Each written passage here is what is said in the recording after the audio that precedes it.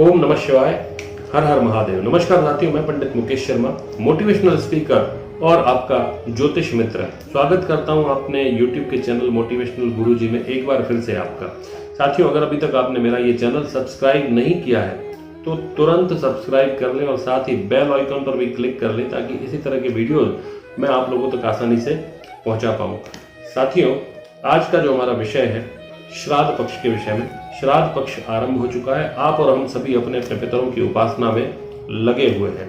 साथियों, श्राद्ध पक्ष में ऐसे कौन से महादान हैं जो करने से हमारे पितृगण संतुष्ट हों और वे हमें आशीर्वाद दे ताकि हमारे जीवन में भी उन्नति और तरक्की हमें प्राप्त हो सके। तो साथियों, ज्यादा समय न लेते हुए मैं सबसे पहले आपको बता दूं कि चांदी की धातु से निर्मित कोई भी पात्र आप दान करते हैं अपने पितरों की तृप्ति के लिए तो इससे पितर संतुष्ट होते हैं और हमें आशीर्वाद देने वाले होते हैं। साथ ही साथ चावल और खीर का दान करना भी शुभ रहता है।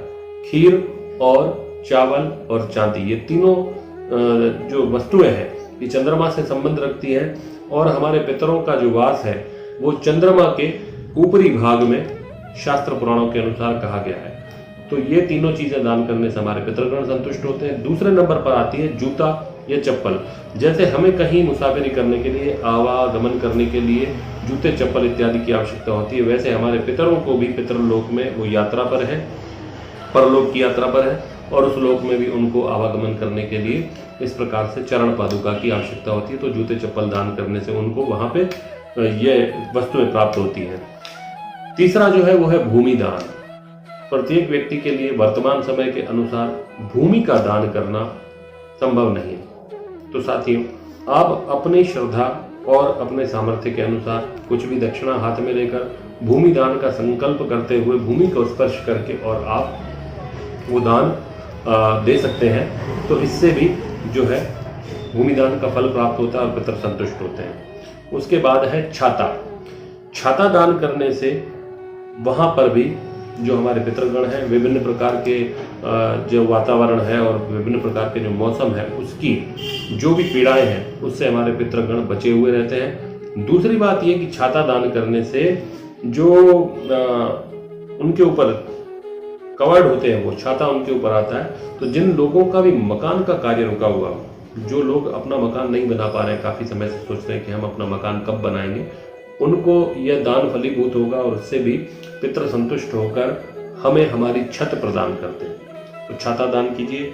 वस्त्र दान करने से और वातावरण से जो सुख दुख हमें प्राप्त होता है वैसा ही वस्त्र दान करने से हमारे पितृगण भी तो वातावरण के अनुसार उनको वो वस्त्र प्राप्त होते हैं जिनसे वो बचे रहते हैं। गुड़ का दान करने से घर में शादी इत्यादि कोई मांगलिक कार्य रुका हुआ हो, बहुत प्रयास करने के बाद भी शादी नहीं हो रही है, होते होते कार्य रुक जा रहा है, घर में कई समय से मंगल कार्य रुका हुआ है, तो गुड़ का दान करने से घर में अमंगल हटता है और मंगल होने लगता है। उसके बाद नमक का दान।